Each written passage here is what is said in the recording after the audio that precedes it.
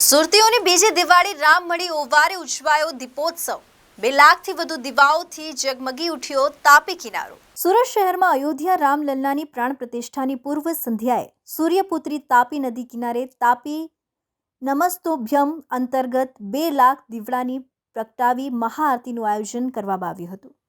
તેમજ 2 લાખથી વધુ દીવડાઓ તાપી નદી કિનારે પ્રગટાવવામાં આવ્યા હતા।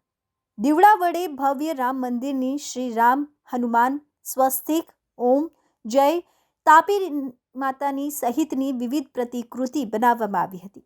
મહાઆરતીના કાર્યક્રમમાં હજારોની સંખ્યામાં લોકો હાજર રહ્યા હતા। આ કાર્યક્રમમાં રાજ્ય ગૃહમંત્રી હર્ષ સંઘવી, કેન્દ્રીય રેલવે રાજ્યમંત્રી દર્શના જરદોશ સહિત મેયર પાલિકાના પદાધિકારીઓ ઉપસ્થિત રહ્યા હતા। ઉપરાંત હર્ષ સંઘવીના હસ્તે અયોધ્યામાં રામ મંદિર બનાવવા માટે લડત ચલાવનાર કાર સેવકોનું સન્માન કરવામાં આવ્યું। બીજી તરફ સુરક્ષાના કારણોસર સૂર્યપુત્રી તાપી નદી કિનારે પોલીસનો ચુસ્ત બંદોબસ્ત ગોઠવી દેવામાં આવ્યો હતો। સુરત મહાનગરપાલિકા કોર્પોરેટર તાપી નમસ્તોભ્યમ ચેરિટેબલ ટ્રસ્ટ પ્રમુખ આજ રોજ તાપી આરટી ઘાટ ઉપર 2 લાખથી પણ વધુ દીવડાઓ સાથે સૂર્યનગરી દીપોત્સવ કાર્યક્રમનું આયોજન કરવામાં આવ્યું હતું। કારણ કે વર્ષોના સંઘર્ષ પછી ભારત દેશના અયોધ્યા ખાતે રામ મંદિરની પુનઃ પ્રતિષ્ઠા થવા જઈ રહી છે।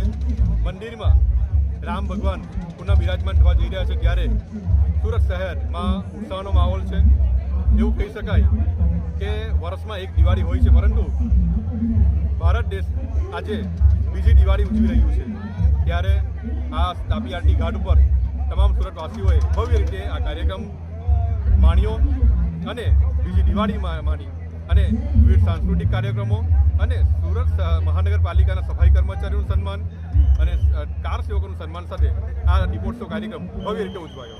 કુનાલભાઈ, 2 લાખ દીવડાઓ જે પ્રગટાવવામાં આવ્યા છે, એમાં કેટલા સ્વયંસેવકોની જરૂર પડી હતી અને કઈ રીતના એનો માહોલ હતો? હજારો સ્વયંસેવકો આમાં જોડાયા હતા।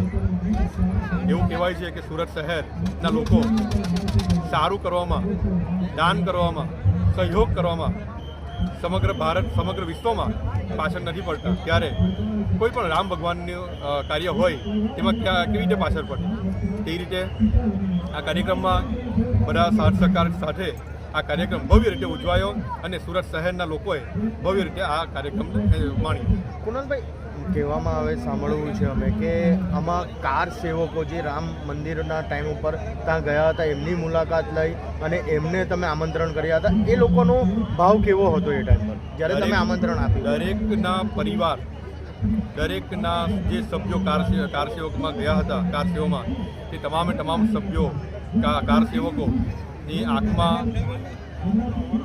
આનંદના આંસુ હતા।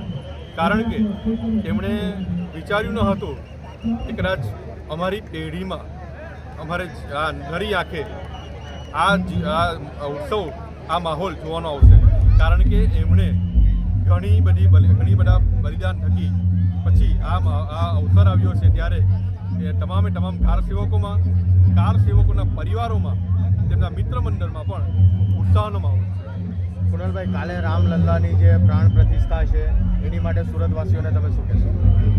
એમ તો રામ ભગવાન એક કણમાં, દિલોદિલમાં, તમામ સુરતવાસીઓમાં અને સમગ્ર ભારતવાસીઓમાં વસેલા છે। ત્યારે રામ ભગવાન, જે ભારતવાસીઓ જે ક્ષણની પેઢીઓથી રાહ જોઈ રહ્યા હતા, એવા પ્રભુ શ્રી રામ અયોધ્યામાં બિરાજમાન થવા જઈ રહ્યા છે। ત્યારે તમામ ભારત દેશના વાસીઓને, સુરતવાસીઓને, હું તમામ સુરતવાસીઓને જય શ્રી રામનો નારો આપું છું અને આપણે પણ રામ ભગવાનના આદર્શો પર ચાલી રામ રાજ્ય સ્થાપી ભારત દેશને સમગ્ર વિશ્વમાં વિશ્વગુરુ બનાવી એવી શુભેચ્છા પાઠવું છું। Arvind Rathod, ABC news Gujarat, Surat.